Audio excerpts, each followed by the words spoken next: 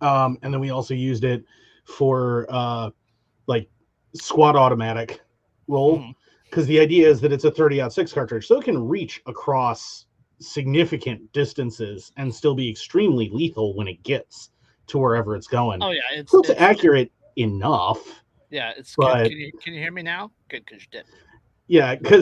Yeah, but I mean, like you need to set it up on that bipod, because if you try to do that thing from the shoulder, like it's just rattling your fucking cage every damn round. You're like, holy hell! How did guys in World War II with the BAR? I think it's Ohio Ordnance Factory Yep, makes Ohio a Ordnance. semi-auto. Makes Yep. semi-auto car. Well, they make the full auto too. They're the ones. But That make I them. mean, yeah. But yeah, you can in semi-auto, totally usable, absolutely fantastic gun. Full auto, you better have that on a bipod, because otherwise your world's just bouncing around. Your eyeballs are just jiggling, because that is a huge amount of recoil, even with the recoil mitigation it has, and it's lighter weight and stuff. But like the BAR World War II, they had those things. Those are just steel and wood. Like, yeah, there's only a 20 round magazine in that. Can you imagine trying to heft anything more than that? It's like 25 pounds.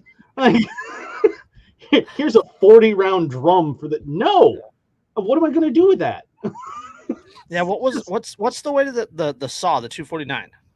249, I want to say, is like, it doesn't seem like it's that 12 or 13 pounds, maybe. No, I think it's heavier. It's heavier than that.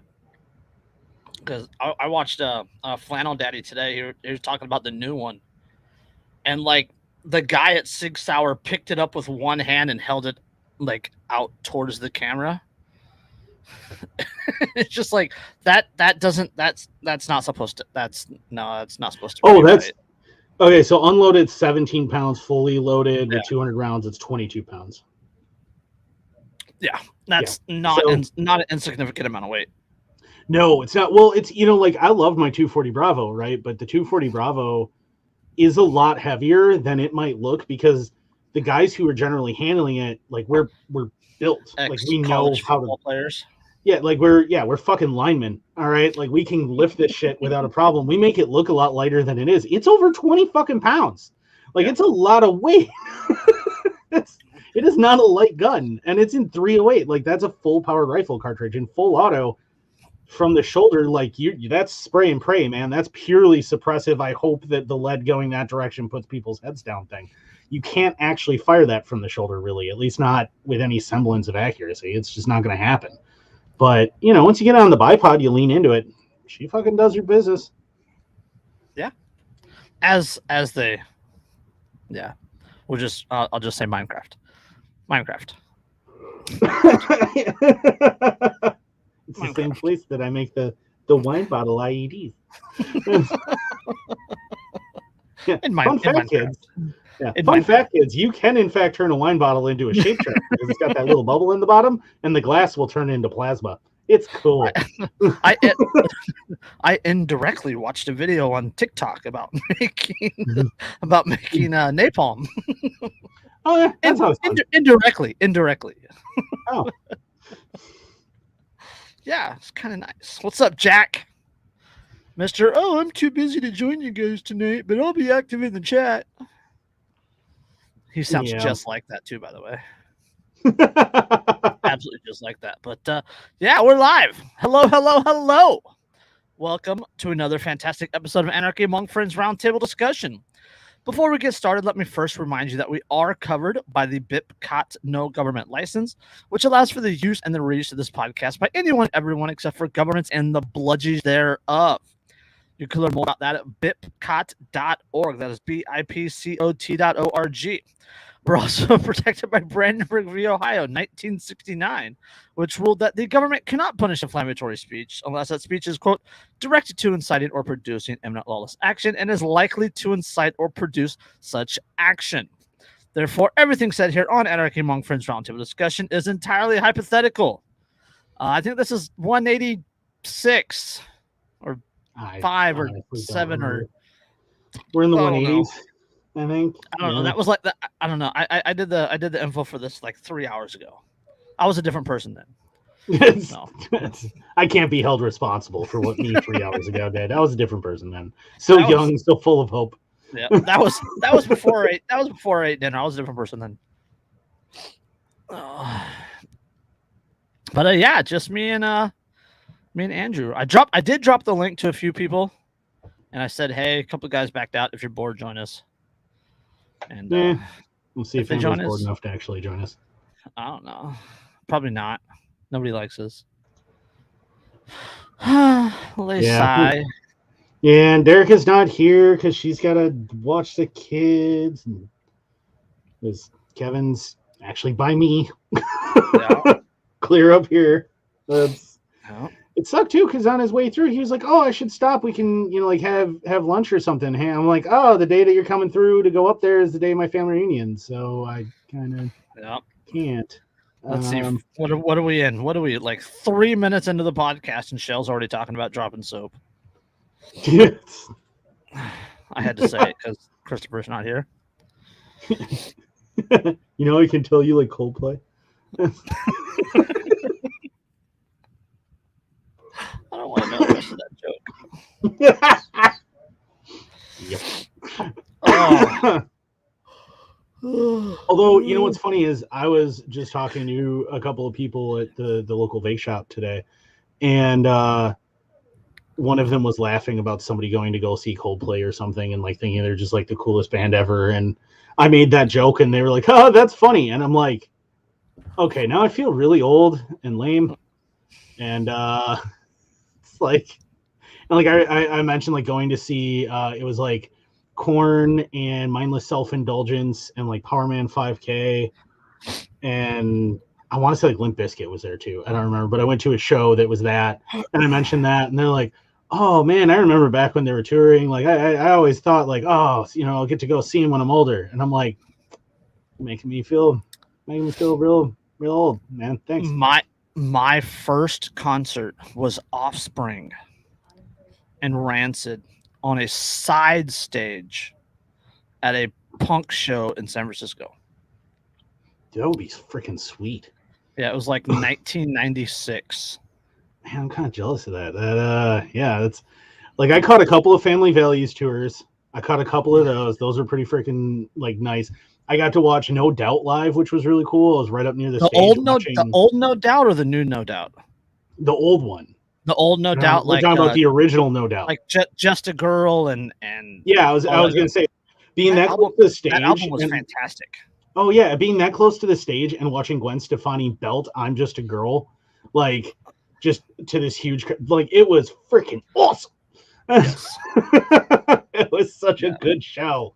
Oh, hashtag crushed. Yeah, back in the days before pop went super punk and punk went super pop. You mean back in the day before half the people that listen to this podcast were born? Yes, back then. No, I made this dude was like, "Man, I'm like 23," and I was like, because he was talking about something about back in the 90s, and I'm like, "Man, you're 23. You don't even remember the 90s. Like, don't give me that crap." Like, I made a post on Facebook, just joking around. You see these posts all over that. She's a 7, but she's a 10. But right now, I joked, and I said she's a 6, but she does Darkwing Duck cosplay. Right? Hashtag Let's Get Dangerous. Yeah, I'm all about that. Right? And I was like, I thought that was hilarious, and like 3 people got it, and then I looked it up. And Darkwing Duck's last episode was like December 1992. Really? Yeah. Oh God.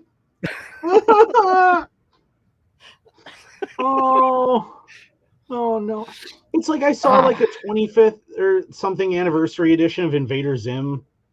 Yeah. So after we get done, we need to go take our Metamucils. Yeah, Jesus. This is check ourselves for corns. Do you remember when the DuckTales movie came out? I remember when the DuckTales movie came out. That was awesome. That was the first movie I saw in a theater. It was great. Yep. Yeah, I was the last movie I saw in a theater was Transformers 2. When my kids were 5. I think the last movie I saw in a theater was Ant-Man. Yeah. Pretty sure it was Ant-Man. Yeah, which makes us old. People are listening to this going, what? Yeah. What? I don't want to go to the theater. It's just dust falling out of their headphones. Yeah. Like I don't want to go to the theaters. Like why? I could spend. I could like get a second mortgage and then go get a couple of tickets and a large popcorn and 2 drinks, or I could stay home. It's cheap. It's cheaper to buy a box of ammo than a large popcorn at the theaters. It's ridiculous. And you know what? I have a whole lineup of popcorn seasonings. I have ranch and I have ballpark butter and I have cheddar and I have white cheddar and I have a Parmesan Asiago with black pepper. Really, really good. That's what Shell puts on a soap. It's helpful. No, he's fancy. It's Parmigiana Reggiana. It's the real Parmesan. He does this when he says it. The Italian fingers.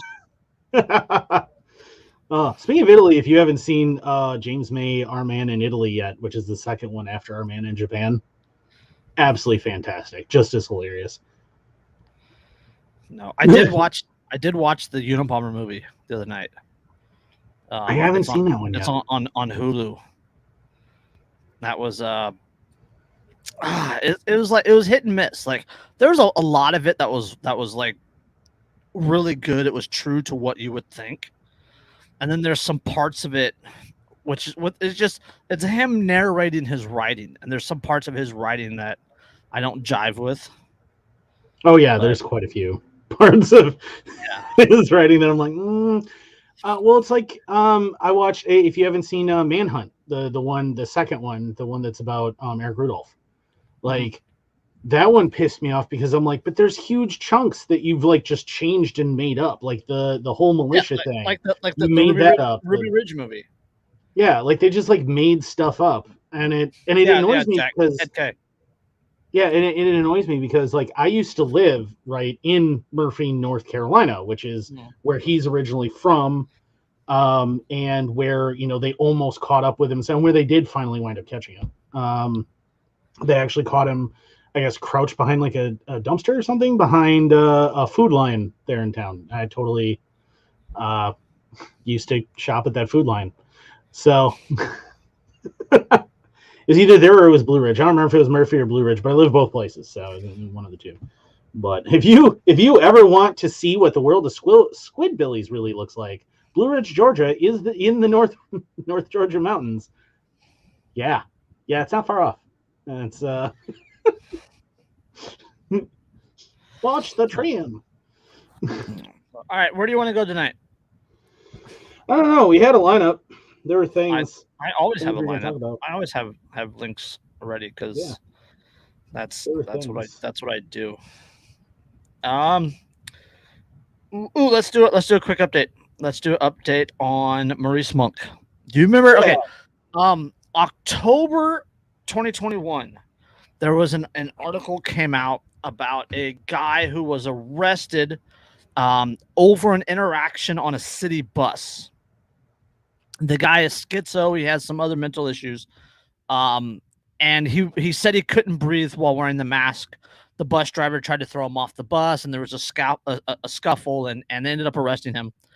And then the jail, there was an issue with his medications, and the jail wasn't giving him his medications. And he ended up dying after like 3 days in jail. Right, you remember that now? Yep. Yeah. Oh, yeah. I remember this one.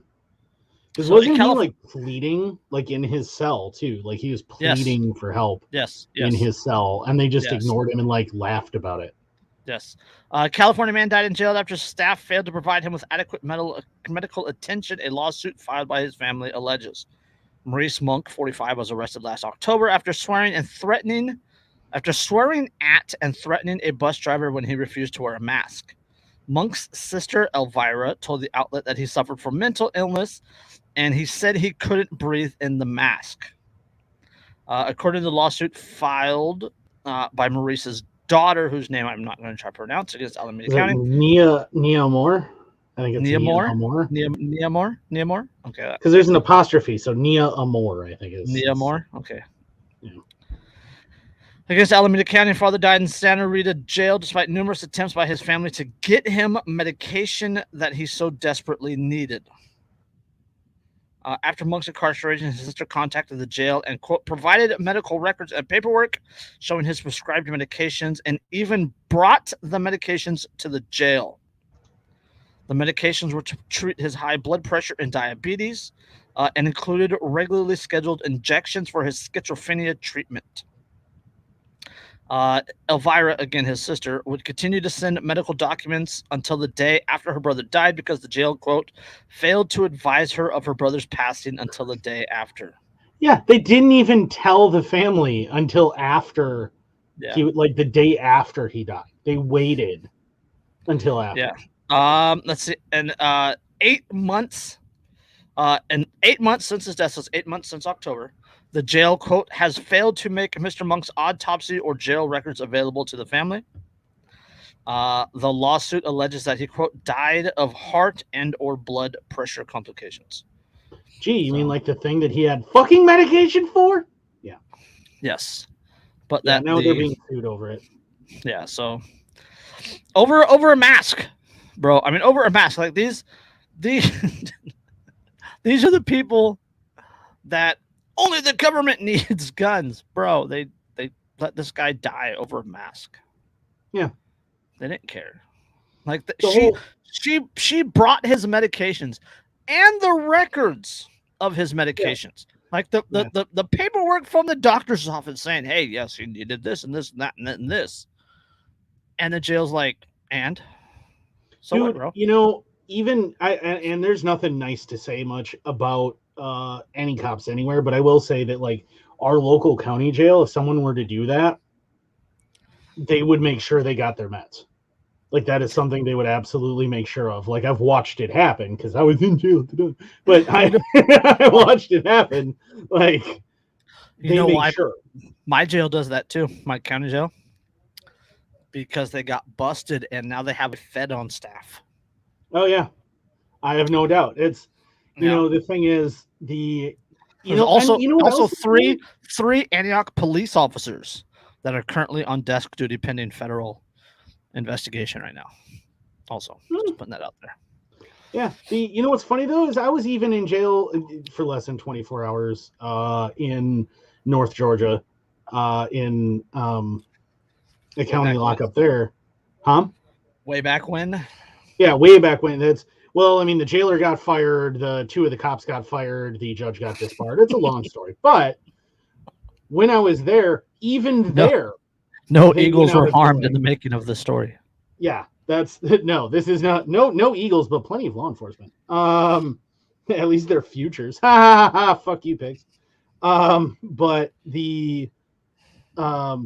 what's funny though about it is that like even there in redneck hell, you know, hillbilly hell as I called it, even there, the jailers were still careful to make sure that people who had dietary restrictions or had meds that they needed got those. So like this is what these cops did even in and of itself in the the world of incarceration is way outside of standard operating procedure. Like it's way beyond what most people would do. Mm-hmm. And it's solely because they're vicious fucking Nazi fucks. Yeah, but they're the only people that should have guns. Yeah, like it. Yeah, you know, and that's. I mean, but that's. Yeah, and that's the thing is like, oh, only the police should have guns, but the police are evil and racist and horrible and can't be trusted. Well, I agree with your second part, but your first part makes absolutely no sense in light of the second part. So it's like that's like a peanut butter and tuna sandwich, bro. That's just that's not how this works. Yeah, like you're simultaneously saying that you can't trust these people, that they don't care about your safety, which is true, that you know that the entire system is rigged against you and they're the enforcement arm, which means you definitely should never allow them any major power over you. Right.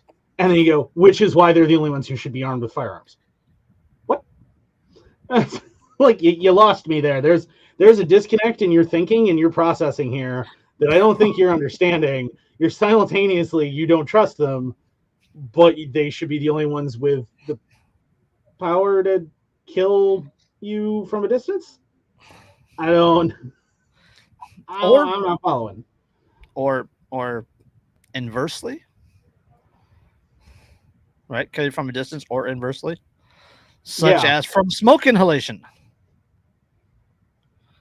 Such as the 15-year-old boy in New Mexico. Police are investigating a SWAT raid that resulted in the death of a 15-year-old boy in New Mexico. Preliminary autopsy found Brett Rosanu died as a result of smoke inhalation, the Albuquerque Police Department said in a statement on Sunday. The boy, who was not the target of the raid, was inside a home that caught fire during a July 7th SWAT raid in southeast Albuquerque. Quote, in our effort to track down and arrest a violent criminal, a young person tragically lost his life. I agree that it's tragic, but it's, your fault. So. Yeah, that's from Chief Harold Medina. Quote, I know many people in our community are hurting right now and appreciate everyone's patience while the incident is thoroughly investigated. If we any figure of our out how to justify our actions. If any of our actions inadvertently contributed to his death, we will take steps to ensure this never happens again. This is infuriating because they do this shit every fucking time where they try to say oops without admitting any fault or saying, we'll try and make it right. I will make sure that it never happened again.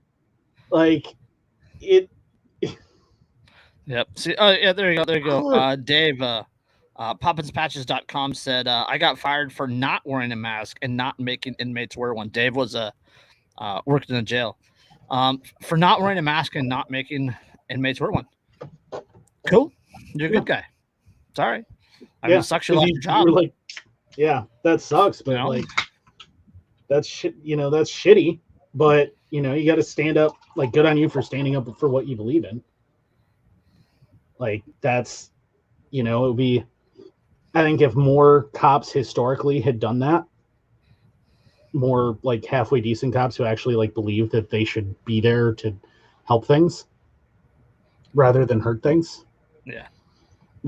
I think that if they had actually stood up for shit, we wouldn't be in the position we're in. Unfortunately, most cops are cowards.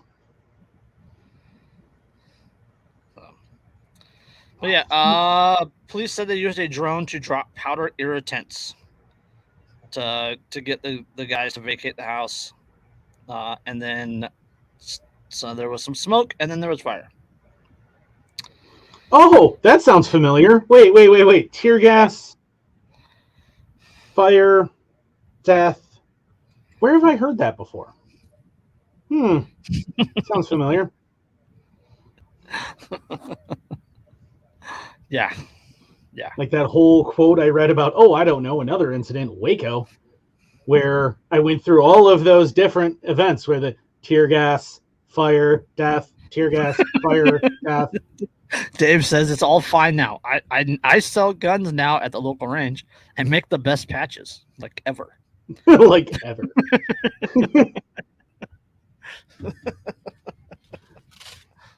Ever. Just I'm still geek out on this patch. Man, my shark, the one that started it all, bro. I fucking love that one. I love the shark. Still weirds me out when if I have it on my hat and I set my hat next to the bed at night and then I look over and it's glowing. Still a little weird. I have one that glows too, and I see it at night sometimes, and it takes me a second. There was one that I saw the other day where it's like a skull with a panorama and night vision on, and all of the little circles in the night vision glow green, and so the skull faintly glows too. And I saw a photo of it, and I'm like, if I suddenly walked into a room and saw that, I'm firing. I'm engaging the target. That's what's happening. And shoulder in the Bravo.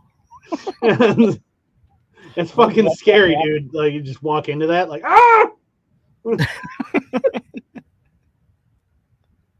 you imagine having to quick draw competition with that Colt Walker we were talking about. Dude, I can't imagine trying to quick draw a Colt Walker. We were talking before the show about black powder and talking about the old Colt Walkers, and I looked it up, and they were 4.5 pounds. That's a revolver, which is about which is like 8 or 10 ounces more than the 6-inch barrel Smith & Wesson 500. Can you imagine trying to draw that quickly? Men were built differently in them days. Dude, I mean, they were all 5'6", but I mean they were built differently. Are you kidding me? They were built that.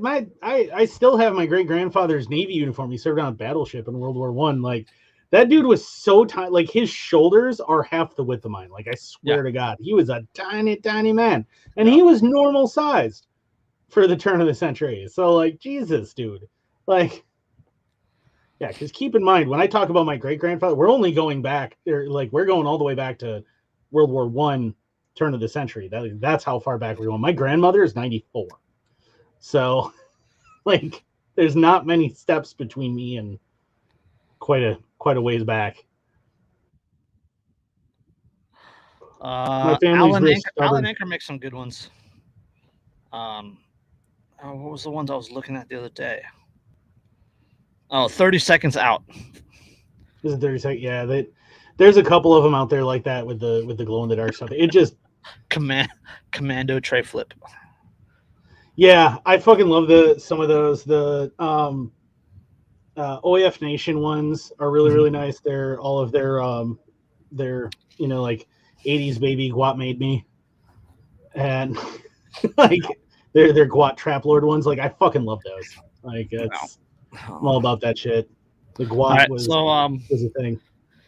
Do we want to do... Wait, which one did I have set aside as the don't tell them about it one?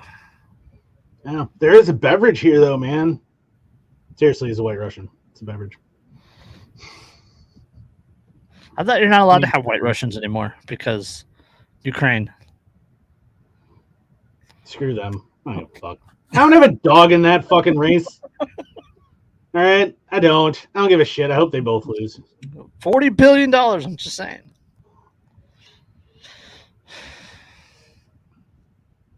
Let's see. Both of the.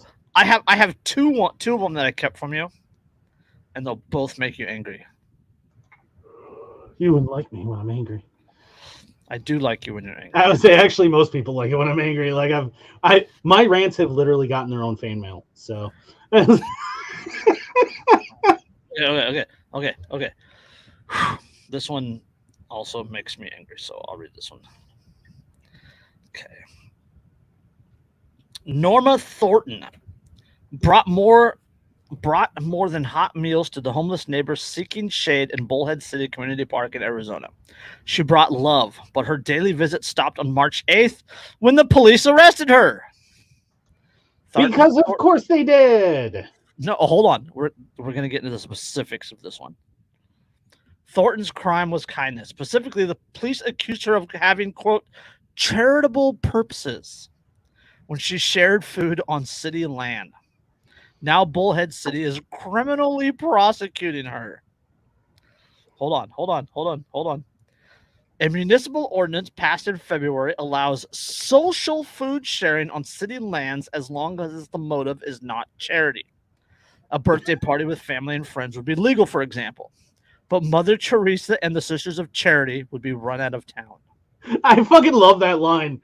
I saw that. I fucking love that line. But Mother Teresa would be run out of town. Yeah. Thornton, a 78-year-old grandmother, struggles with the distinction. Some of the people she feeds are transients, but others are long-term residents she has known since she moved to Bullhead City in 2018. Thornton sits with them, learns their names, listens to their stories, and sometimes prays with them at the park on the banks of the Colorado River. Afterwards, she helps them clean up to avoid littering. Quote, when we get together for food and to hang out, they are my friends. How is that different than if you share food with your friends? You know, as long as she pleads not guilty and she has a halfway decent defense attorney, and then she marches all these people up and they all go, no, I'm her friend. Like, I count her as a friend. It's a gathering of friends. At that point, it's fucking defeated, and then you sue them because this is a ridiculous fucking law. Yep. Thornton still provides meals 3 to 5 times per week, but now stops in a private driveway with the owner's permission and awaits for the members of the homeless group to come and pick up their food from her car and carry it back to the park. Quote, I miss my hugs most of all, she says. This is fucking, like, that's Hold on, fantastic, though. Yet if Thornton joins her friends at the park while they eat, but the police have threatened to take her to jail for the night. So just to recap here. So she's now moved to private property, right? Which means she is not sharing food on public land for charitable purposes. Could not even be construed to be doing that because she's on private land. If she then takes a plate herself and then walks across the street to the park, she can be arrested. Just hold on. Let's go back to that first statement. If she shares food for charitable purposes, she can be arrested. So if somebody walks up to me, right? If I'm sitting there, I'm having a little picnic, I got a little bread, a little cheese, a little wine because I'm fancy, and I'm sitting there and I'm eating it, and then some dude comes up. It's a Lunchable and a juice box. Yeah, and I'm sitting there and I'm enjoying it, and then somebody comes up and goes, hey, what kind of cheese is that? And I'm like, oh, it's extra sharp Wisconsin cheddar. And they're like, I love cheddar. Can I have some? Sure. And I give it to them charitably. I'm technically breaking the law in that moment. But if you and I spread out a nice blanket, sit there, have our little footsie snuggles while we eat our Lunchables, it's perfectly fine. Yeah, that's totally cool. Because if homeless Jack that hasn't eaten a decent meal in 3 days walks up and we give him a little sandwich cracker, we're going to get arrested for distributing food for charitable purposes. What if here's the other thing too, is like, at that point, what happens if he comes up and we're like, hey man, hang out with us, come sit down, tell us your story and we'll give you some food, right? Now that's a quid pro quo now. Yes. For the food. It's not charitable anymore, right? Is that not charitable anymore? Like, is that going to be okay? How do you define charitable? What is charitable at that point? What if my girlfriend is in Hungary and I give her some fries? Is that fucking charitable? What if we're having, as mentioned in the article, the birthday party? Yeah, what if we're having the birthday party and we have a bunch of food on the grill and we have the birthday cake and nobody wants to take the food home? So we want to throw away the food, or do we want to give it to the homeless people that have been sitting over there for 3 hours that have been smelling our barbecue? Right? So we give it to the homeless people. Bam! We're going to jail for sharing food for charitable purposes. Yeah. Are you like, this is the most, like, at this point, like, for charitable purposes is the most arbitrary bullshit. And this is how people who want to exercise maximum control phrase laws. They make them as vague and subjective as possible so that they can go after as many people as they want to. And they can then... You know what we need? We need a Gadsden flag that says, I'll feed who I want. Fuck you, I'll feed who I want. And come and get it, and it's a sandwich with like a bite out of it. There you go. Like, this is fucking, like, and there's so many laws like this that forbid, like, if you're in a park and you're having, a barbecue with friends, that's okay. But if my friends are homeless, magically now it's charitable and I'm not allowed to. Now I'm feeding the homeless. Like, what if I could tell you every one of their names? And she probably could. What if I could be like, oh, that's Stan, that's Jack, that's, Roseanne, that's, what if I could do that? Like, are they not my friends? I know their names. I know their stories. Are they not my friends at that point? So I'm just having to get together with friends. Fuck you. Yeah. Who are you to say that it's a charitable purpose? And what's wrong with charity? I'll tell you what's wrong with charity is that the state's not doing it, which is why they get so fucking pissed off. Thornton's life experiences include 6 months on the edge of homelessness, which gave her empathy. After her first husband died, she found herself without a job and 5 children, ages 6 to 17. The family survived in a blue and white school bus, which Thornton fixed up like a motorhome. The family drove from Oregon to Alaska, parking at shopping centers, state park, and back roads. Along the way, Thornton received help from many generous people. Eventually, her circumstances improved, and she purchased a restaurant, hotel, and a 10-room a restaurant bar and a 10-room motel called the Lighthouse Inn on the Kenai Peninsula in Alaska. Overall, Thornton worked in food and hospitality for 50 years, which is where she learned to feed large groups of people. Now she wants to give back using the money from her Social Security checks and other charitable sources. Unfortunately, Bullhead City and other municipalities frequently reject private solutions to complex social problems. Our public interest law firm, the Institute for Justice, has represented multiple clients in recent years who offer their own resources to help, only to face government persecution. So, and then it goes on to Kathy Hay, who received a citation when she opened a free food pantry in her backyard in Washington State. We talked about her. Sage Lewis got shut down when she allowed displaced homeless campers to set up tents behind her commercial property in Akron, Ohio. I believe we may have skipped over that one. Thornton, who will learn her fate on Thursday in Bullhead City Municipal Court. The maximum penalty for her kindness is 120 days in jail, 2 years on probation, and a fine of $1,431. Are you fucking kidding me? Yes. 2 years in jail and a massive fine and probation because you gave people who were hungry food. Yes. Y'all motherfuckers need Jesus. She actually ends the article with, "I feel like the Lord will protect me." I wouldn't be certain. That's Yeah, and she said, "I only wish I could do more." yeah, you know the reality is the article ends up with Bullhead City should get out of the way and let her. Mm-hmm. So Erica Smith Ewing is a senior attorney and writer at the Institute for Justice. Oh, okay, cool. So this is written by the Institute for Justice. That makes sense. This is absurd. Like, this is, and the reason is because the moment that you privately, that private philanthropy begins helping people, the moment that actually happens and private philanthropy is helping other people, is the moment that the state starts to become irrelevant. Yes. Because at the end of the day, the one thing that the state has to hang on to is, but without us, who would help you? Yeah, well, we talked about that before, but the government doesn't want to force you to obey, to follow the rules. It wants you to want to obey and follow the rules. So when you go outside of those rules, you become an outlier. You become an outlaw. You become a degenerate. You become ostracized. Right? Yeah. You get pushed off from the mob. You're no longer part of the community. Right? It's the same with social media. Right? You've been kicked off of social media a bunch. I recently got IP blocked on Twitter for wrongthink. Yeah, because we dared to say things that the state didn't like. I mean, that's what it is. We dared to say things that the state doesn't like, and that its lackeys find to be countermanding their propaganda.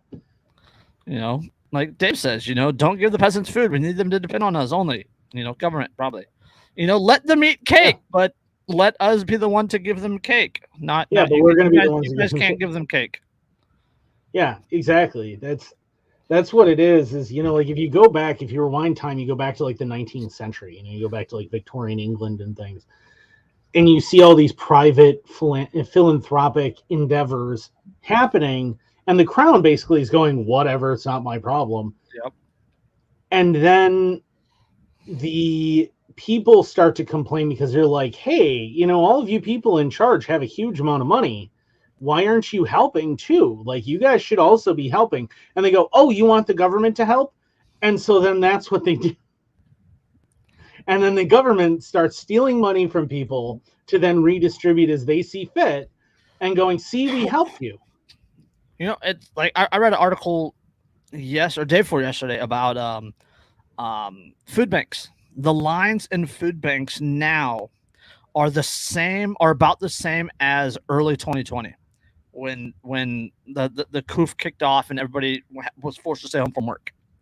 So the 2 years later, the lines are right back because of the interest, because of the interest rates and the food shortages and things like that. So like people now are in need more than ever. And here's the government stepping in saying, no, you can't help them. Yeah, you're not allowed. Yeah. It's you're not allowed to help people unless you give us the money and let us do it, or you get a permit and you get our permission to do it. Yeah, and which is ridiculous. I mean, it's flat out ridiculous. Can you imagine the Great Depression if private philanthropic gestures hadn't been allowed during the Great Depression? How many more people would have starved? How much worse things would have been?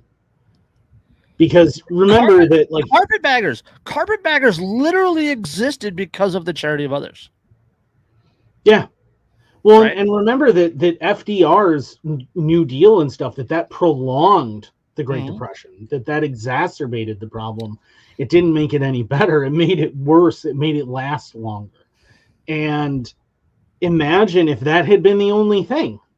How much worse would things have gotten? How many people, how many children would have starved to death without private philanthropy? And the reality is that's what scares the state so much about the idea of private philanthropy, is that it actually makes a difference. And the state is all about theater. They're all about expanding their own power, their own control, and their own wealth, while ignoring ever actually doing anything about anything as much as they possibly can. So when somebody is now using their own wealth to do actual charitable gestures, to actually help people, to actually do things, the government freaks out because, oh God, people are going to realize we aren't doing anything with these millions of dollars that we have that are supposedly going towards charity. We're not doing anything. We need to put a stop to that so that people don't wake up and realize what's actually going on. Yeah, that's the only power that the government really has is the illusion of control, the illusion of protection, the illusion of taking care of people. Like once people realize that they don't need the government to help each other, the government can't protect them, it's over. Yeah. Right. What's the point in the institution at that point? Well, yeah, and the last thing they want is for everybody to figure out that there's no reason for them to exist. Yeah. And they have 400 of them standing outside a school while their little kids are being killed inside. But they remove the screams of the children from the video, so it's okay. Yeah. They remove the horrible part so that you don't realize just how horrific and indifferent they are. If I am standing there and I have so much as a Glock in my hand, I could have a fucking high point in my hand. That one cop, dude, like the guy with the Punisher skull cover photo on his phone, right? Everybody's making fun of him. His lawyer comes out and goes, "Oh, he was just following orders. He was texting his wife who was inside dying after she was shot." Bro, you know he wasn't doing? You know how much worse that makes that image? Yeah. That means like he was texting his wife while she was inside the school dying, and bro just stood in the hallway because orders. Yeah, exactly. That makes it worse, not better. The unarmed mom that was they handcuffed outside and they finally let her up, she jumped the fence and saved her kids. The untrained, unarmed mom jumped the fence, ran into the school, saved her kids. If this is a trained police officer standing in the hallway, texting his dying wife inside the school, and bro just stood there. Yeah. Like, first of all, I don't care whose kids it is. I hear gunshots and screaming children. I don't care if it's a high point in my hand or a fucking hammer. I'm running in there and I'm fucking doing something about it. The thing is if you had 3 angry dads there with some steel fucking gym chairs, you could have ended this shit real fucking quick. Yeah. All right? Because they would have run the fuck in there and they would have beat his fucking skull in, and then the problem is fucking done. and this wouldn't be an issue. But no, Yeah, bro. but Like, instead you have like 400 cowardly pieces of subhuman shit yep. standing there who are so terrified of one guy While with one while kids gun. while listening to kids cry and scream and shots Right. going off. And this motherfucker knows his wife is one of the people screaming in that fucking room. And he stands there and texts her instead of going in. He has a gun in his hand. He has a gun in his hand. He has a gun on his hip. He has a vest on, and he has training. That is the definition of inexcusable cowardice. Yes. Yes. It is absolutely disgusting. That is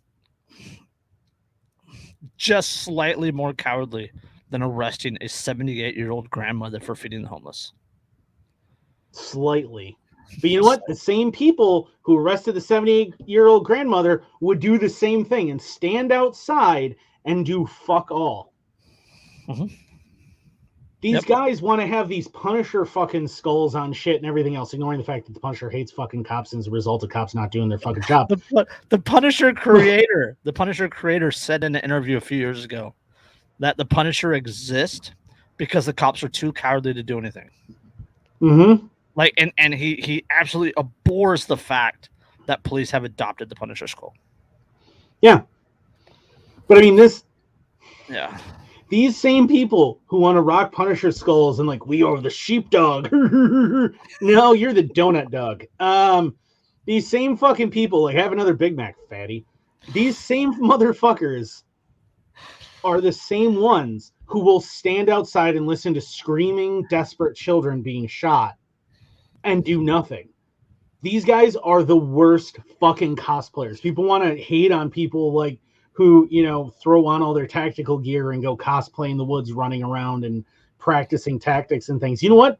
99% of those guys would have run in their guns blazing to bring that motherfucker down. They get a lot of hate, but the PNW guerrilla guys, they would have went in. Yeah. Are you kidding?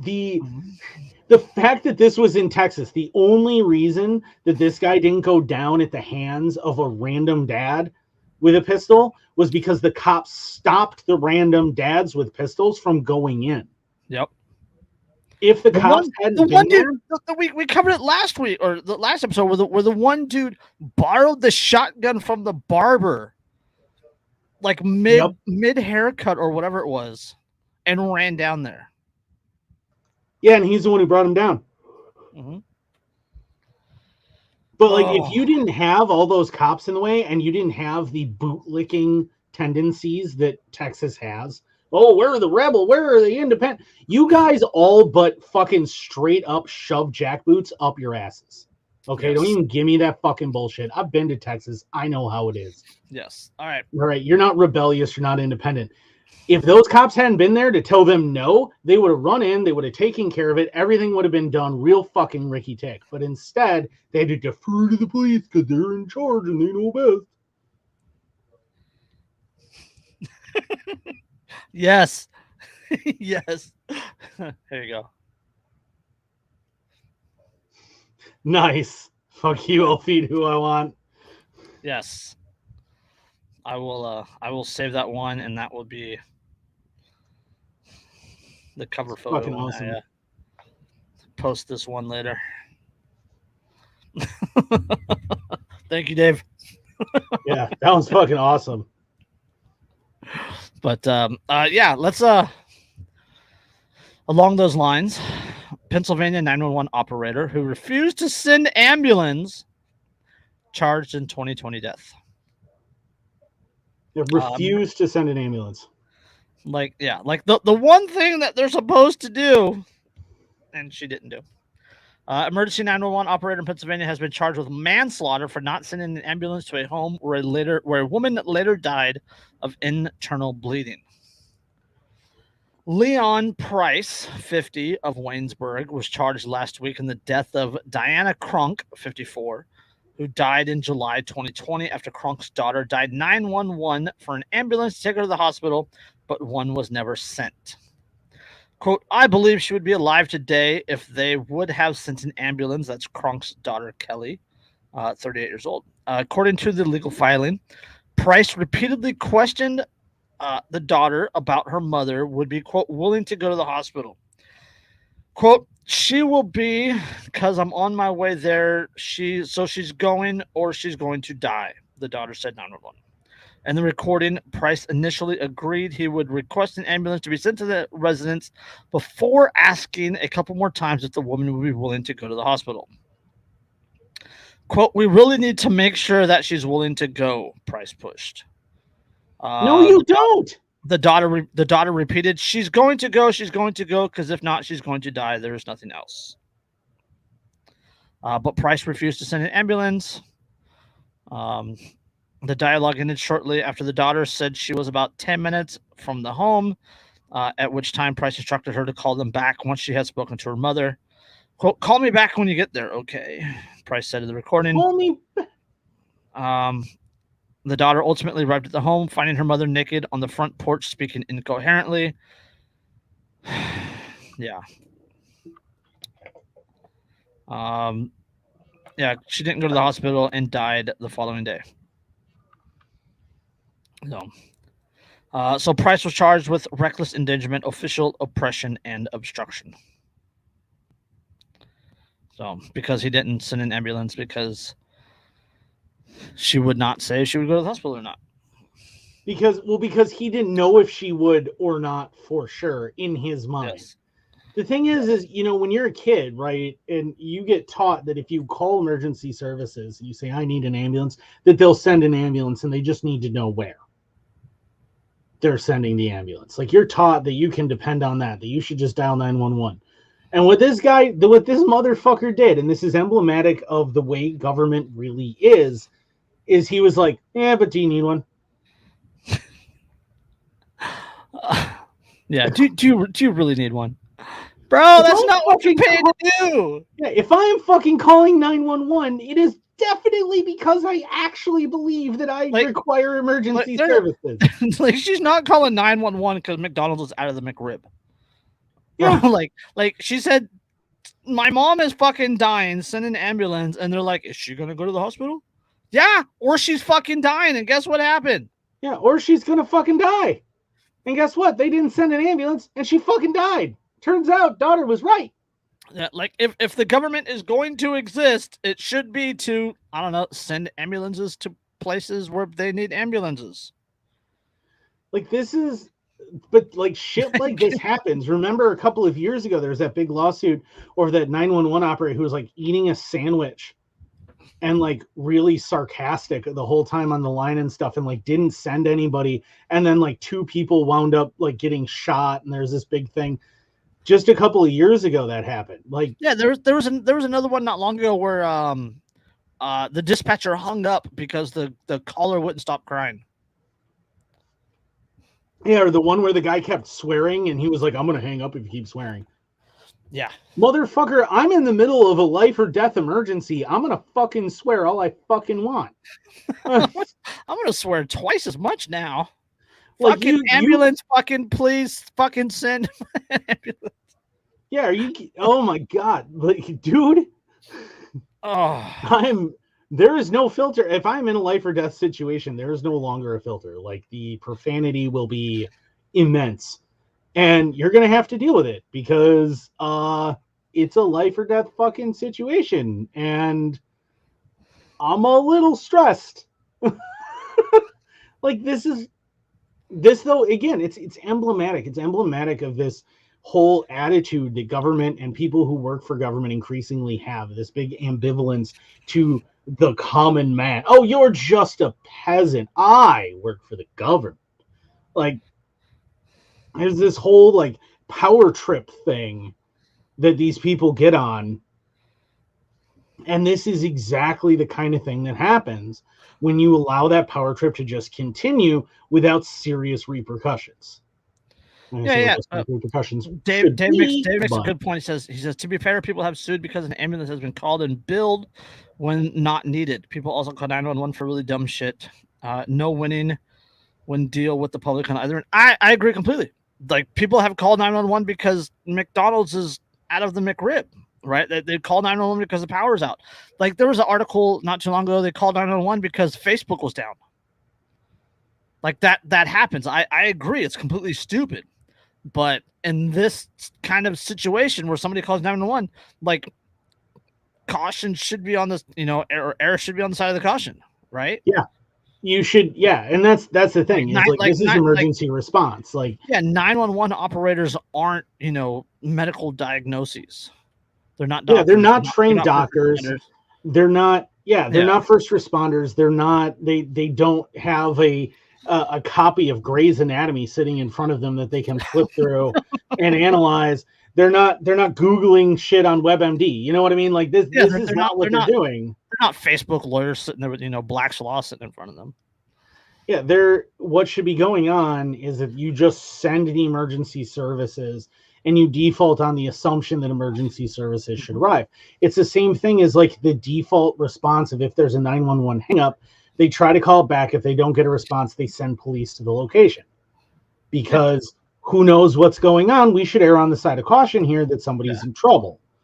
Like, that's what, and your job as a 911 dispatcher is not to decide what is and isn't an emergency. Your job is to get the information on the emergency that the person on the other end of the line says exists, and then dispatch the appropriate equipment. Yeah. So, all right.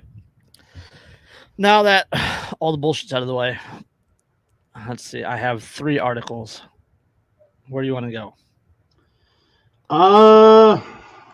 3 articles. What else do we have left in that was on the queue here? Oh, in that case, we have 4 articles. Well, then. we have to save that one because it's a good laugh later. We talk about that. Oh, let's go to this one. Okay. FBI arrests Florida man for short-barreled rifle, showcases the absurdity of the NFA. Did you read this one? I did not, but that just immediately, that headline makes me go, the NFA. Oh, you'll like this one. The guy used to be a 911 dispatcher. By all accounts, Eunice Isaac Meha was a good guy. Certainly not the type of guy who you thought would be spending his next 2 birthdays behind bars in a federal prison.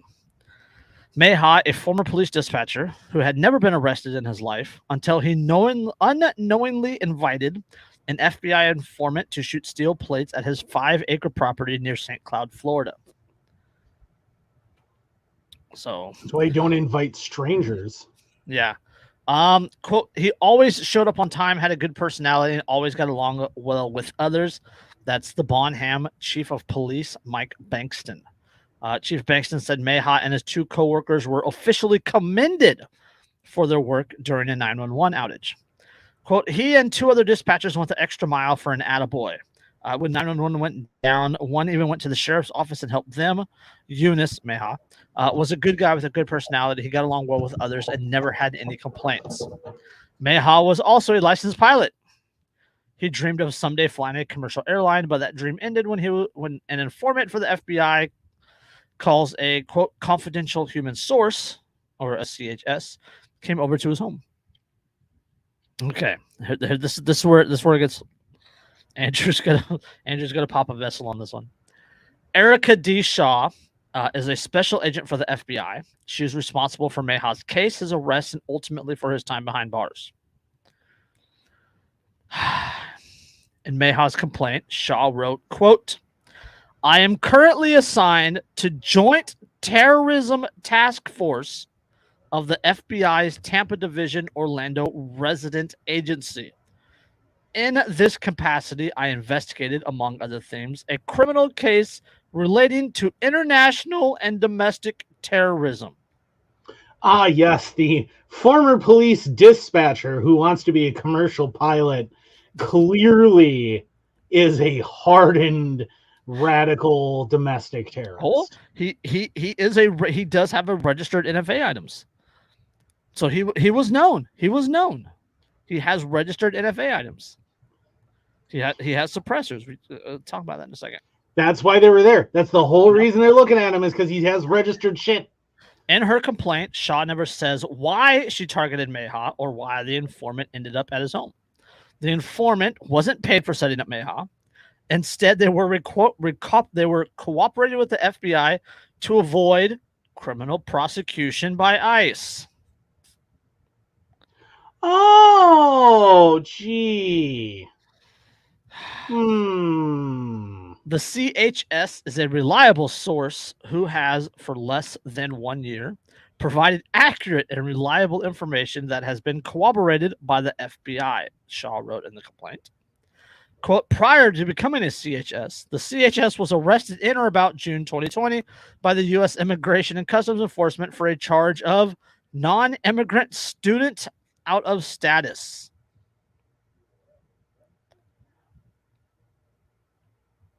Yes, Dave, we'll get to that in a second. So she's here illegally, and her out is, and this is how the government works. A member of the Joint Terrorism Task Force is using an illegal immigrant confidential informant to arrest people for NFA violations. Right. So the person, the informant, is looking at getting deported. The informant is looking at charges, and this is how the government works. They threaten you, and then say, "Well, you want out of this? You're going to have to finger someone else." Yep, you know, a lot like, oh, I don't know, the KGB, fucking GRU, the NKVD, the fucking There was Gestapo. a couple of friends and former associates who got busted in the same situation when they busted the key card, 3D printed key card guy. And they went after some of the people that we knew, and that was what they wanted. They wanted them to flip and turn informant for them. Look at the story of John DeLorean, right? The whole reason that DeLorean winds up entrapped in that whole scheme with the coke dealer is because the guy that helped them bust him had entrapped him so that he could get out of charges against him. Yeah. Okay. According to the complaint, October 29th, 2020, the informant first went to Mayhaw's home, which Shaw describes as a 4.91 acre property with outbuildings, including a large metal garage and 2 post buildings. Mayhaw invited the informant via text message. The two had been texting for 3 months. That's key. 3 months. So they knew each other for 3, which means they actually knew each other longer, but they had only been texting back and forth for 3 months. Right. The meeting was recorded by a concealed audio device provided to the CHS by law enforcement prior to the scheduled meeting. Mayhaw showed the informant 3 guns, including a CZ Scorpion Evo 3 S1, which had a suppressor and a shoulder stock attached. The informant, quote, serendipitously, took photos of the Scorpion with a cell phone provided by the FBI. And the Scorpion only had 1 tax stamp on the suppressor and not on the stock. Hold on. Yeah, we'll get to that. The informant tried to take the two shot the Scorpion at metal plates on Mayhaw's wood and earthen berm. Quote, the informant tried to take a video of Mayhaw shooting the weapon, but Mayhaw stopped him. Quote, it's not exactly legal, or quote, it's not exactly something that you want to take a video of. That's what he said. He said, quote, it's not exactly something that you want to take a video of. Mayhaw invited the informant to shoot with him a second time in November 13, 2020. So this is October 29 and then November 13. The informant took video of Mayhaw shooting the Scorpion by using a concealed video recording device that the FBI had given him. The pair next met for lunch on January 19, 2021. According to the complaint, quote, the CHS stated that the CHS wanted to purchase a firearm like the Scorpion And Mayhaw explained to the CHS that the CHS would not be able to purchase a Scorpion with the stock because the stock made it a short-barreled rifle. Quote, as the conversation between Mayhaw and the CHS continued, Mayhaw explained to the CHS that there was a government regulation that one is supposed to comply with to have a short-barreled rifle, and Mayhaw suggested that he did not wish to comply with that regulation, which is completely reasonable in my opinion. Yeah, it's the whole NFA makes no, especially the way that it gets applied by the ATF is this hodgepodge, random fucking. I mean, you can have you can have for just go AR platform rifle, right? You can have an AR platform, and there's an AR lower, AR upper. You can have a 16-inch barrel, and it's a rifle.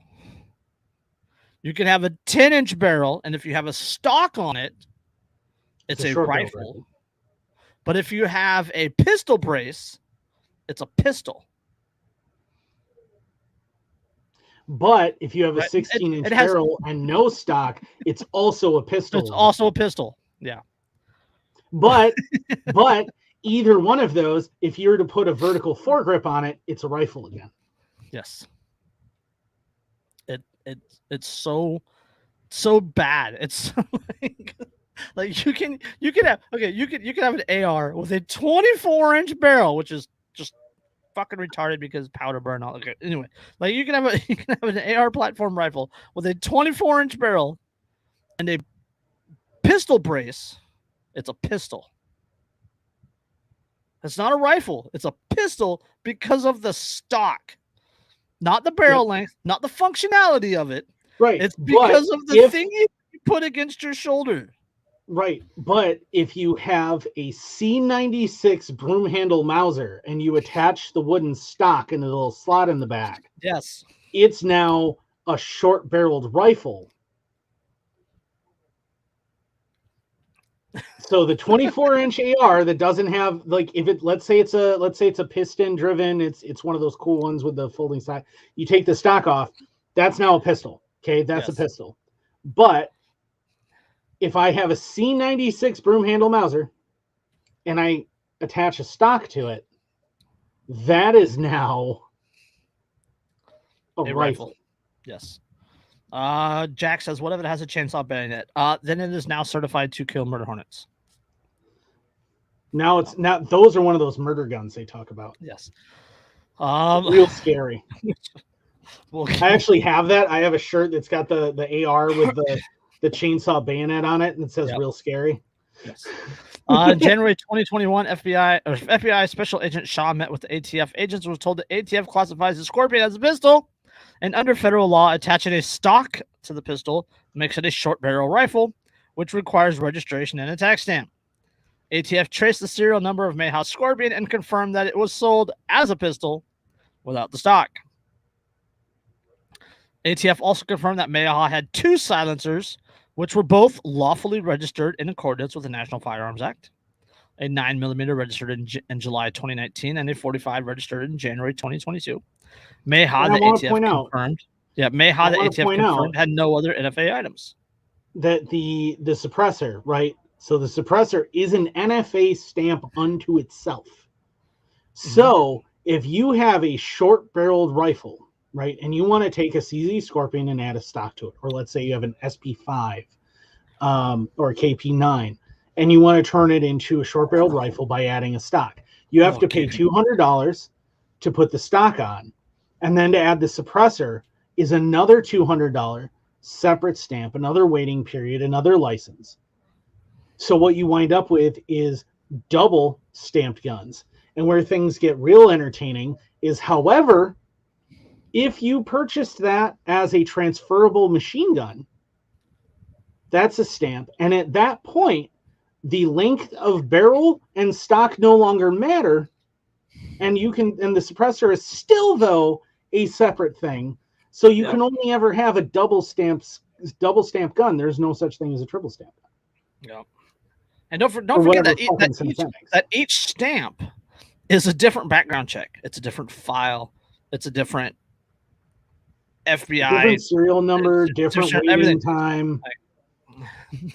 So theoretically, to be able to put a stock on your pistol is a $200 tax stamp, FBI background check, and you got to wait like 6 months.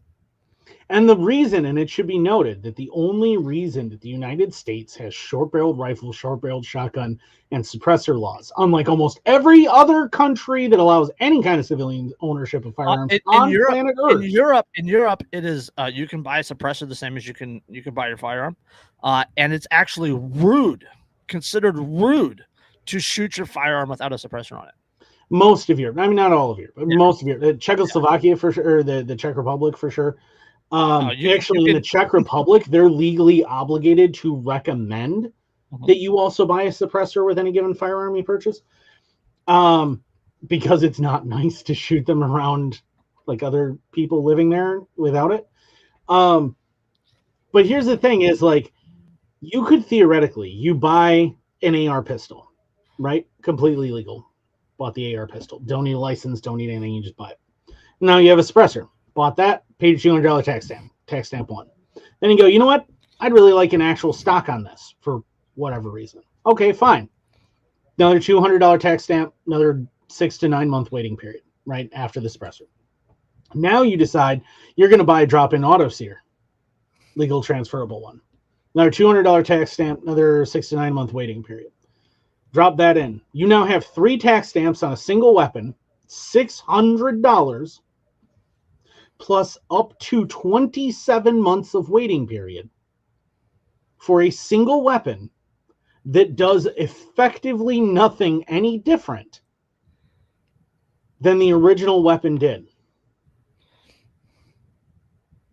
Yes. Okay. Now this is from United States District Judge Carlos Mendoza. He sentenced Mayhaw to 21 months in federal prison. Quote, according to evidence admitted during the sentencing hearing, Mayhaw illegally modified a CZ Scorpion Evo 3S1 pistol with a barrel less than 16 inches long, with an aftermarket shoulder stock. With this modification, Mayhaw illegally converted the pistol into a short-barreled rifle. Under the Federal National Firearms Act, short-barreled rifles are required to be registered. Mayhaw then offered to sell his illegally modified firearm to a confidential source working in the direction of the Federal Bureau of Investigation. Mayhaw also provided direction and instruction to the confidential source on how the confidential source could purchase the same model of pistol and modify it himself. You know what it takes to put a stock on a CZ Scorpion? Click, click, click, click. Click. That's it. That's literally it. That's literally it. It takes 95 seconds. Yes. And now all of a sudden, magically, this piece of plastic makes you a felon. It's like they're fucking sprinkled with fucking fairy dust.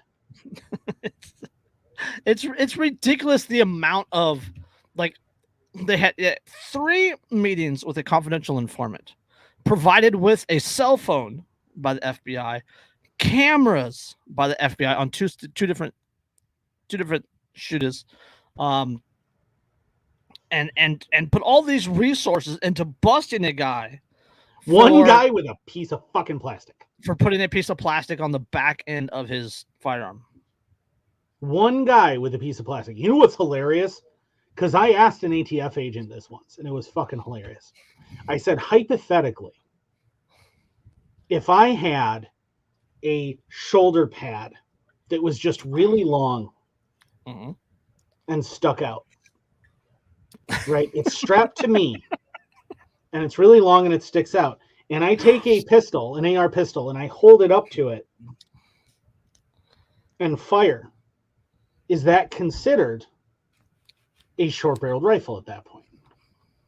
And he said no, because the stock isn't attached. Yep, that's you can put like you can shoulder the buffer tube of an AR, and it's still a pistol, but you put a vertical piece of plastic on there, and it becomes a stock, and that's now an SBR.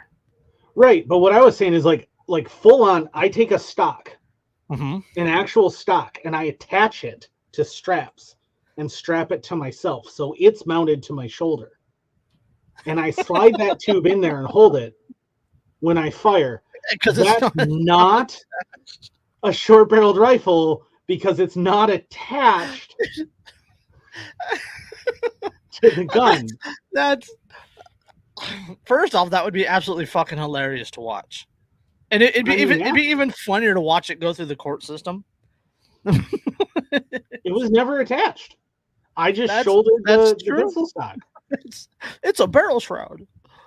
Yeah, I just shouldered it. I just shouldered the pistol stock. It was never attached to the gun. I shouldered the pistol stock. I just had a thing attached to my shoulder. But while we're on that subject, House panel to take up assault weapons ban legislation. This is this is HR 1808 that Dave was talking about. The David Sicilian, Rhode Island Democrat. Which the bill has like 211 House sponsors. All Democrats. All Democrats, yeah. Which is like literally almost half the House. But House Judiciary lawmakers plan to consider legislation next week banning certain semi-automatic firearms, even though Democrats acknowledge there's no chance of becoming a law. The new assault weapons. Yeah, the new assault weapons ban bill introduced by Representative David Sicilian, Cicilline. Sicilian. Sissy. So Representative David Sissy, Rhode Island Democrat, does not call for confiscation of firearms, but the legislation would ban the manufacturing or sale of new weapons. The proposal would make it unlawful for a person to import, sell, manufacture, or transfer certain semi-automatic rifles, including those that can accept a detachable magazine and have at least one of the following military features. This is important to note, though. This is important to note. One, because the 94 AWB, the one that expired in 04, the one that California is modeled after. Right. That one required two. Mm-hmm. Yep. Including those that accept a detachable magazine and have at least one of the following military features, such as a pistol grip, forward grip, folding, telescoping, or detachable stock, grenade launcher, barrel shroud, or threaded barrel. Yeah, barrel shroud. So let's put in perspective for a minute what barrel shroud means. Grenade launcher. When's the last time you saw a civilian grenade launcher? I mean, like 2 weeks ago. You can buy a 37 millimeter flare launcher. You can also buy a 40 millimeter. Technically. You can. You can also 3D print a recoilless grenade launcher. I can't. No, it's a recoilless beverage delivery system. Yes. Okay. Beverage delivery. It is designed to fire twisted tea cans at races. That's what it's built for. Yes. I apologize. I was wrong. Yeah. It's hashtag Minecraft. Yeah. The thing is, so here's the thing is there are a lot of milsurp weapons out there that are semi-auto that have milsurp is a bad word. You know that. Well, yeah, but they're the only way you can get certain weapons. That have the gas rings. Or certain diseases. Well, but they have gas rings on the barrel. They're there as a grenade launcher attachment. So if you're going to use rifle grenades, that's what they're there for. This bans those guns. So if you're importing certain World War II vintage rifle kits, can't import them anymore because they have a grenade launcher on them. The thing is, though, is that like this is a single military attach. So like they're saying that pistol grips are a military attachment. Yeah, detachable magazines. Yeah, which means that if you have adjustable stocks are a military feature. So that means that if you have an M9, a Beretta M9 with a threaded barrel that has both a detachable magazine and a threaded barrel, which means it's an assault weapon and is banned. Yes. Mr. Sissy's bill has 211 co-sponsors, 91 who are Republicans. It's scheduled to be marked up in the Judiciary Committee on Wednesday. That's a couple days after this comes out. But Senator John Cronin, Texas Republican who led the GOP side of the negotiations on a significant gun control measure signed into law by President Biden last month, indicates that Republicans have no plans to take up the new gun control legislation in the 50-50 Senate. House Judiciary Chairman Gerald R. Nadler told the Washington Times he is confident that although the bill is likely to stop short in the House, it will serve as a reminder to the voters in this election cycle that the Democrats want to pass the ban and get it to Mr. Biden's desk. It should be a reminder, which is why fuck them. No, so this has an adjustable stock. Oh my god, it has an adjustable stock and a pistol grip. And it's a 22 caliber. It also has a threaded barrel. Oh my god, that's like 3 felonies. It's a 22 caliber rifle. It has a vertical grip too. That's 4 felonies. It has a vertical front grip. It has a threaded barrel. It has an adjustable stock. It has a pistol grip, and it has a removable magazine. This would be completely banned under this. When my daughter was 10, she used to love to mag dump with this. Yes. Okay. It's a 22. Those are fun as fuck. Oh, this is an M&P 1522. This thing's a blast. I love this thing. Absolutely blast. It's so much fun. Just ping, ping, ping, ping, ping, ping, ping, ping. But you got to run them really, really wet. And otherwise, it doesn't want to cycle because it's just straight blowback. And you got to run like CCI mini mags because otherwise there's just not enough oomph to move the bolt properly. But man, are they fun. I'm just saying, like, this is a 22 and they're going to call this an assault weapon. It's plastic. This is plastic. There's nothing special in this bill, really. It's no different than the 15 or so that Dianne Feinstein has submitted. It's no different than the 94 assault weapons ban. It's another. But it's not than the 94 because it's more restrictive. Yeah, it's worse than the Clinton era AWB. Yeah, it's worse. How many times has Dianne Feinstein submitted one? She submitted one. Like she literally has one written and sitting in her desk, and just waits submitting it. Just waits for a shooting to happen and then submits it. Waits for the Democrats to orchestrate another shooting, and then once that happens, then she does it again, and she does it again, and it keeps getting rejected and keeps getting rejected. The reality is, if they pass an assault weapons ban, I am going to be excited because things are gonna get spicy. Because which brings up the next article that says that expert on Civil War says the U.S. is heading towards an insurgency, which is the 21st century version of a Civil War. No, it's the every century version of a Civil War, but 21st. No, that's what they always are, man. That's. I love when people talk about, like, unlike the last Civil War, this is gonna be an insert. Are you unfamiliar with Billy the Kid? Let me explain to you. The only thing that's different is the firearms used and the technology, and most of the outlaws of the Old West were bushwhackers. Wow. And if you're unfamiliar with what a bushwhacker is, look up Quantrill and his Raiders. Quantrill's Raiders. Look up the James Gang. Yes, and go ahead and look up Jesse James and that whole thing, and you will suddenly realize that insurgency is the name of the game when it comes to civil wars. It's asymmetric warfare, bro. Start reading. Yeah. Learn about it. Fourth generation. AmmoLand. AmmoLand has a fantastic piece on asymmetrical warfare. It's in their library. They've had it up there for a while.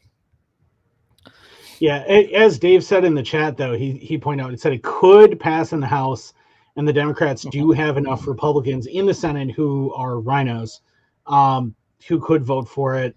We're basically one badly timed or well-timed shooting away from it passing. Didn't Scootus just flip a Delaware assault weapons ban? Yes. Well, no. Okay, so they didn't. Okay, So what they did is they didn't with flip. Bruin, They kicked it back to the court. yes, I said with reevaluate. Bruin, yeah. After Bruin, they then kicked that back down to the lower court and said the lower court needs to reevaluate it in light of Bruin.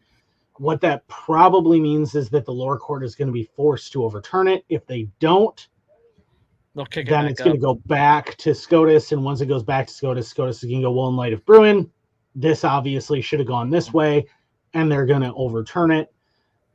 If that were to happen, at that point, any national assault weapons ban is dead in the water because it's already basically been ruled de facto unconstitutional anyway. Now, meanwhile, you have a buddy of ours from Wisconsin with the auto key card thing, and the cusp of his legal defense is to attack the NFA directly after Bruin. If he wins, and I don't know how likely that is, but if he does, there's already legislation or a lawsuit filed in New York with their new concealed carry requirements. And if this guy wins against the NFA and he overturns the NFA under Bruin, it's probably going to be appealed. It's going to go up in the court. It's going to wind up in SCOTUS's lap, and SCOTUS is probably going to go, well, in light of Bruin. If NFA also, if SCOTUS has the balls to take it on, yeah. Remember this. Won't. Remember Braun was the first pro-gun move, or Braun was the first firearm-related case that the Supreme Court has taken up in like a decade or some shit. It's like 15 years, yeah. Yeah, since Heller.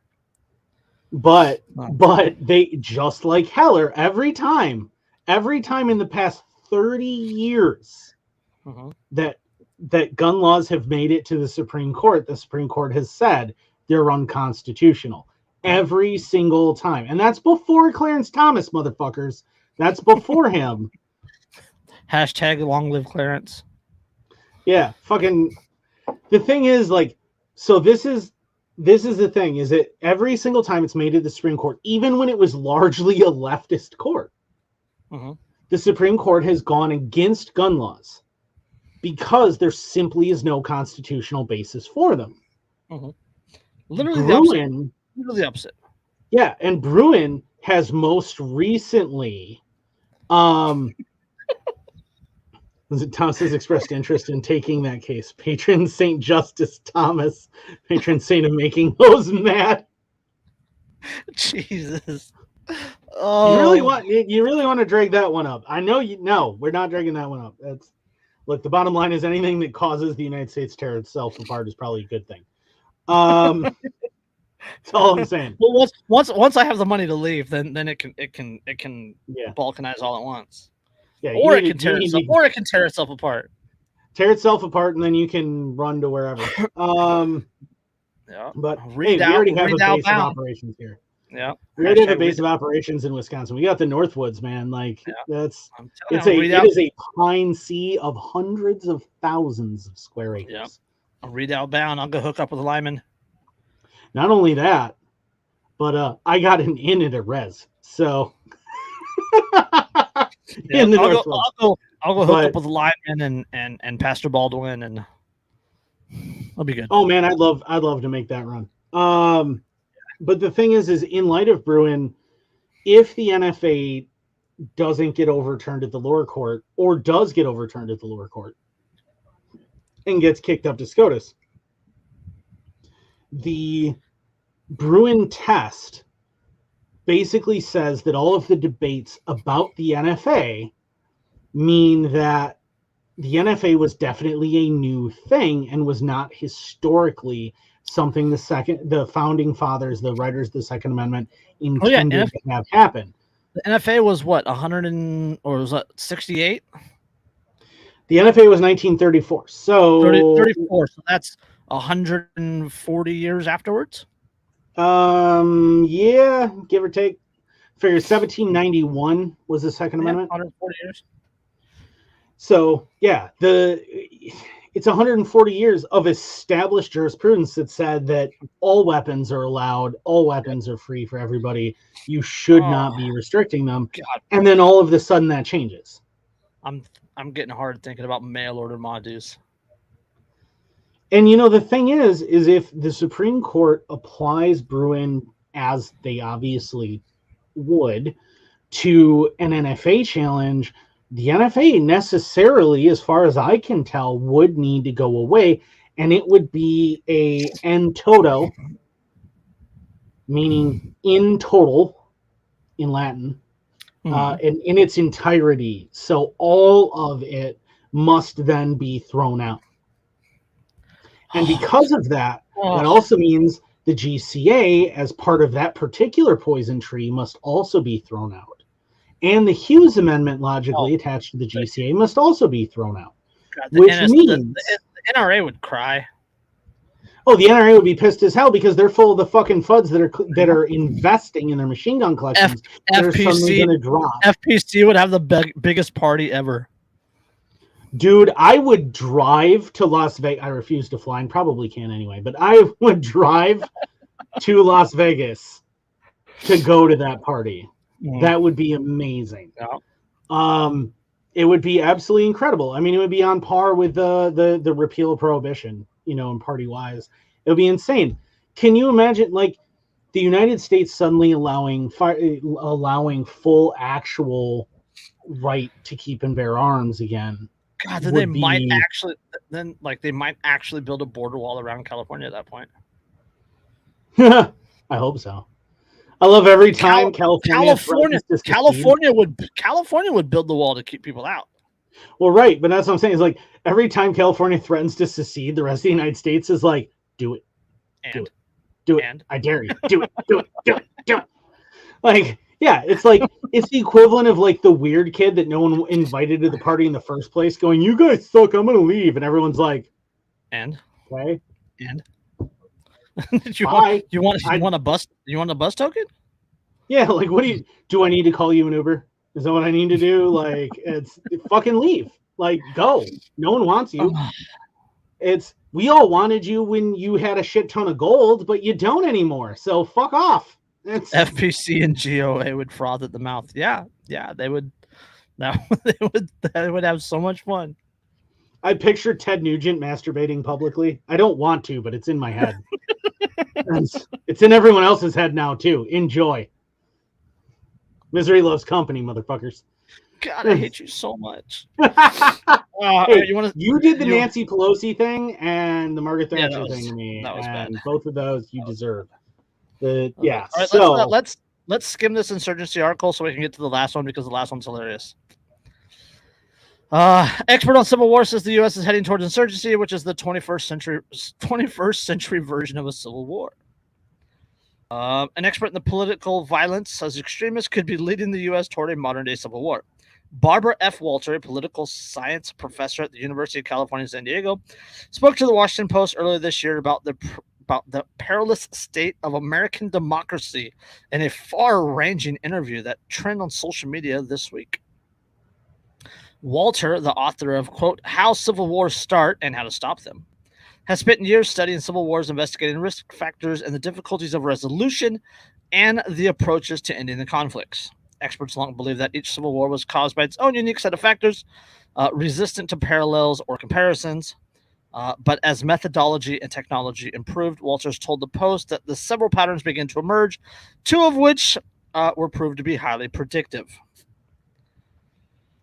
It's almost like it took academics a while to catch up with the rest of us. The first, she said, is a variable called anocracy, ANOCRACY. The term is a measurement used to describe several factors relating to the country's government, including how autocratic or democratic the country is. Anocracy is measuring on scale -10 to +10, with the former being the most authoritarian and the later being the most democratic. So she's already flawed. She's already flawed. Let me guess.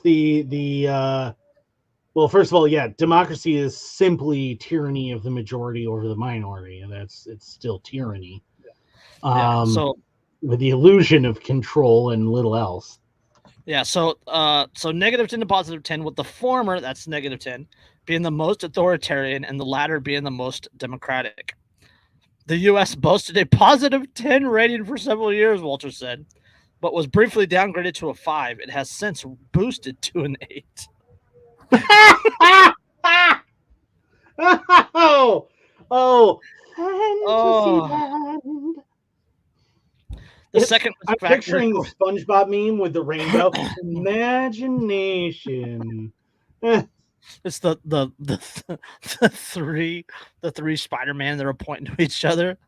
You're a tyrant. You're a tyrant. You're a tyrant. You know, I will say right now that already at this point, Joseph Goebbels is in his grave going, "This is what I'm talking about. This right here.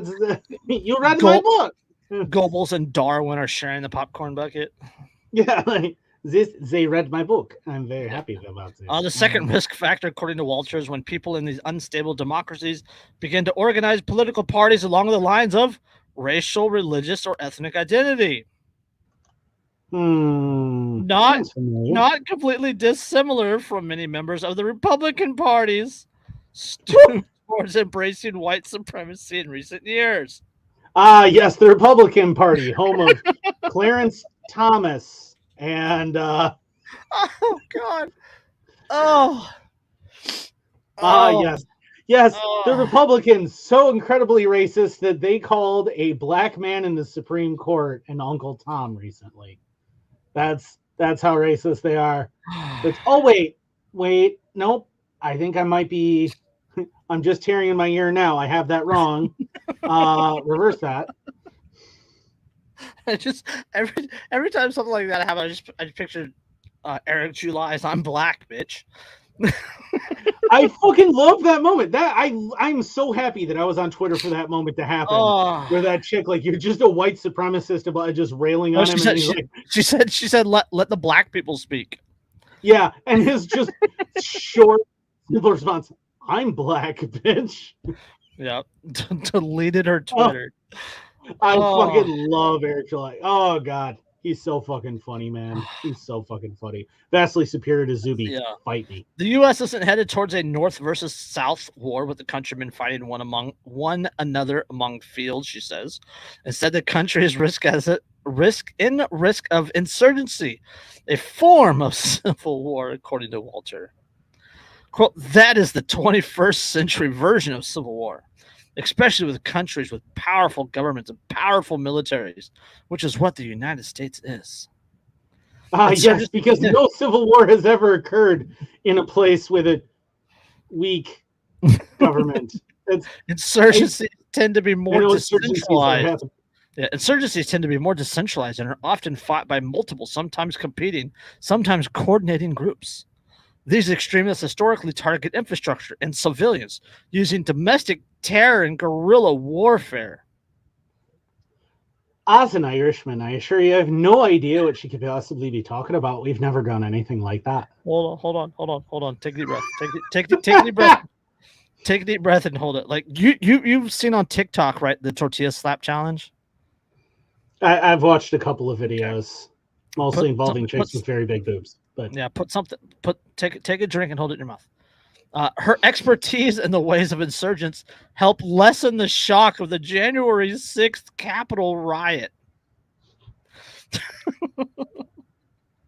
Quote, people who study this, we've been seeing these groups have been around for over 10 years now. They've been growing. I know that they're training. They've been in the shadows, but we know about them. I wasn't surprised. Motherfucker, we haven't been in the shadows at all. We have t-shirt companies. Fuck you. Hold on. The biggest emotion she felt following the siege was relief. She said, Walter called the attack a, quote, gift, and said the public nature of the destructive insurgents brought, quote, this cancer to the forefront of society. Yeah. Just because the U.S. is exhibiting these predictive patterns, however, doesn't necessarily mean the country's headed for all-out chaos, Walter said. Quote, I think it's really important for people to understand these countries have had two factors. who get put up on this watch list. We have a little bit less than 4% annual risk of civil war. That seems really small, but it's not. It means that every year these two factors continue, the risk increases. So, yeah, it's Task Force Igloo, yes. So, the meme-based insurgency. yeah. So we just had to get through that one real quick. I don't really want to talk about it because we've talked about that before. But that article was bad. That article was really bad. That's half of our fucking podcast. Yeah. All right. This is what I wanted to get to. This is what I wanted to get to. Inflation is so wild. A late night NYC crowd caused $25,000 in damage and hurt an employee over a $1.75 upcharge on dipping sauce. Also, I want to point out, Dave pointed out in the comments, he said, when I said t-shirt, we have t-shirt companies, he said patch companies. Patch companies. Also patch companies. Yes. Also patch companies. Also patch companies. We are not, none of us are hiding, motherfucker. Like, these people act like we're all like these shadows. I use my real name, like I use my real name. Yeah, like we're all pretty fucking obvious about it where we stand. I've never hid my name. Yeah, we've all been real fucking upfront this whole fucking time. Okay, you guys are just finally noticing that we're leveling barrels at you. It seems like I saw this video, by the way. This article that we're talking about. I did see the video. If you haven't seen the video yet, you're like, holy fucking shit! Seriously? Oh, they went to the fucking nines, bro. They absolutely went to the nines. It's absolutely insane. Yeah. It seems like inflation is really getting to people. Look no further than one of the centers of the nightlife in New York City.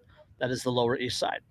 The neighborhood, known for outgrowing its past as a center of immigration culture in the 19th century, to the center of 20-something late-night carousing in the 21st, just had a brush with consumer outrage over rising prices. Around 4 a.m. last Monday, 3 customers wrecked a French fry shop, causing $25,000 in damage and physically harming an employee to the extent that staples were required.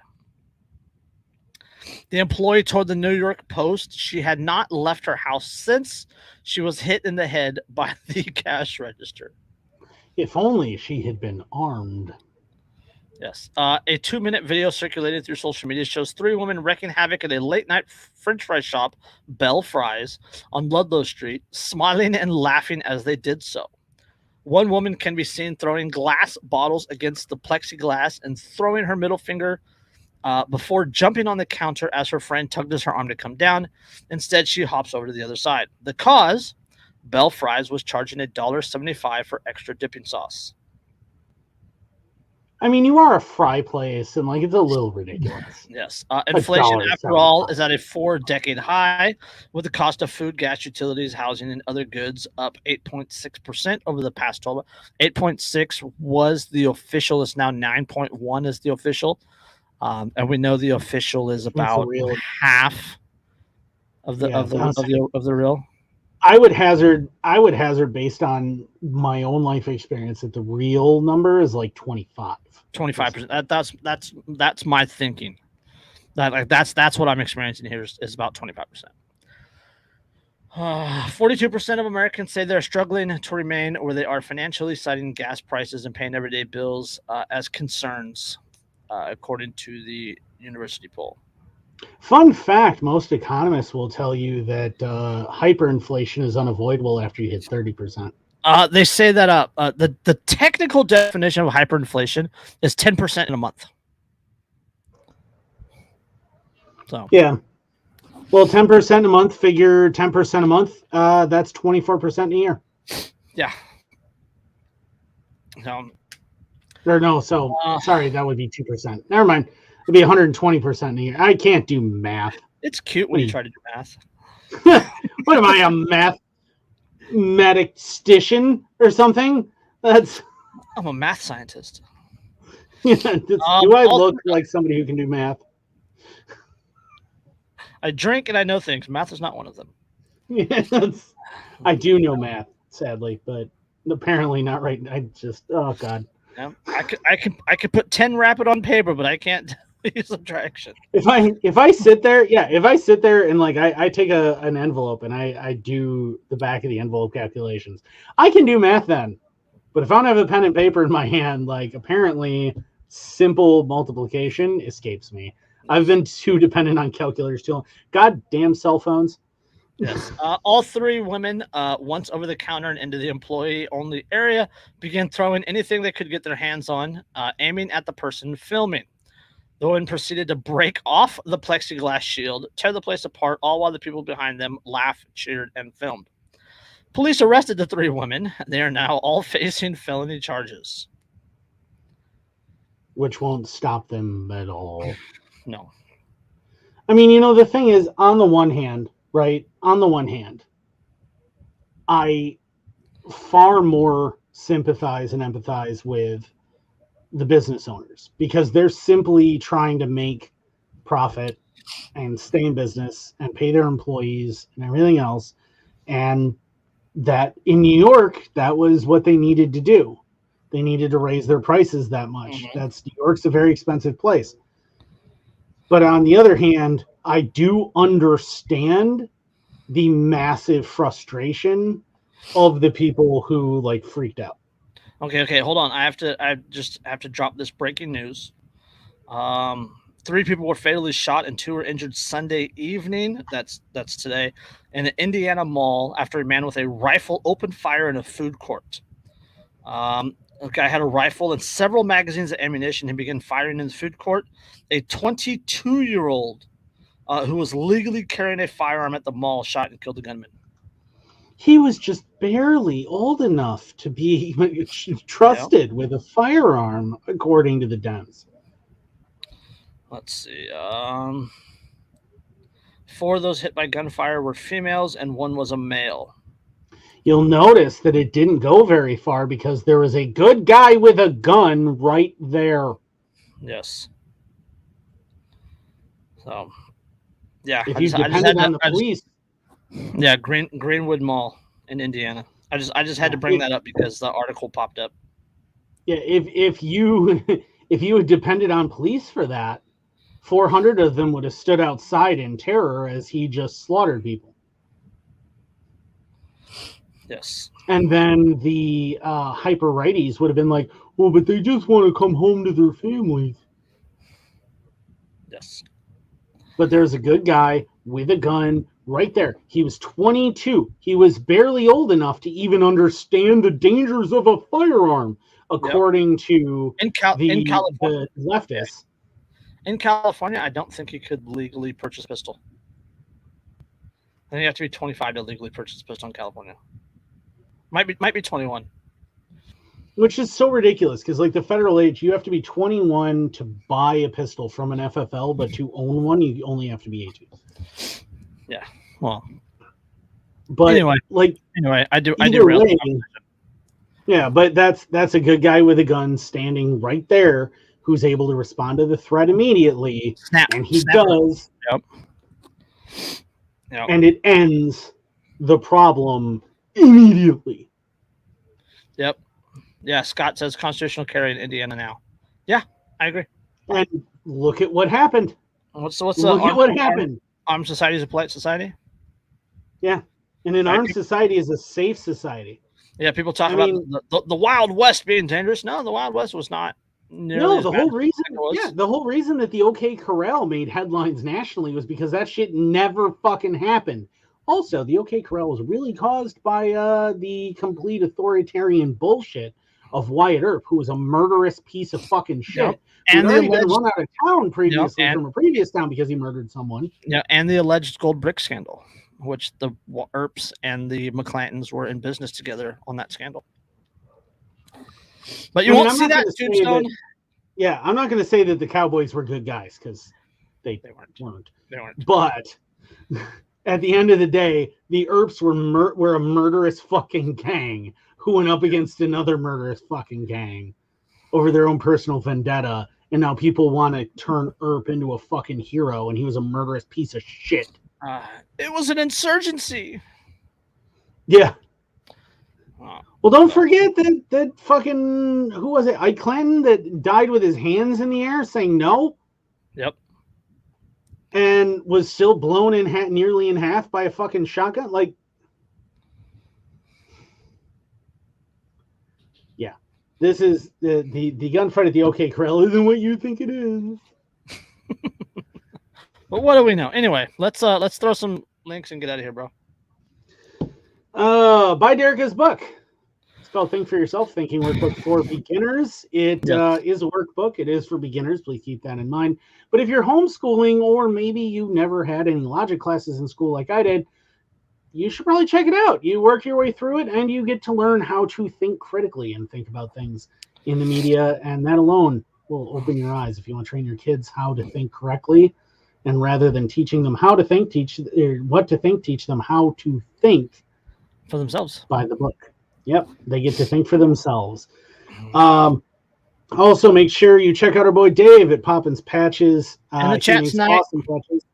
Yep, he is in the chat tonight. He watches us. He's super awesome. He makes fantastic stuff. He had a Netty patch that Jason showed earlier. He's also bored on Sunday night watching us. Yep.